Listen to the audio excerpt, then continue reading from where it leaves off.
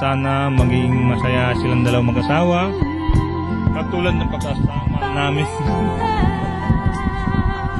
nitong kaya nang tumakulit kayo. Ano masasabi mo, darling? Ha? Oh, yun daw. At hindi sila mag-aaway. Ha?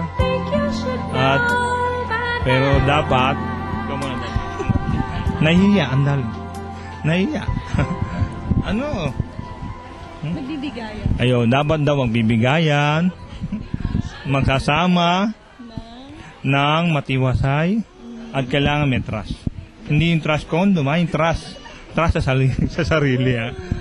Trust sa mag-asawa, ha? Yun lang. Thank you. Okay na yun. In behalf of Hilario family and Kiana and Ro. May sasabihin pa to eh. Dali na. Ano, sabihin mo? Ayun na. Yun yung sinabi niya.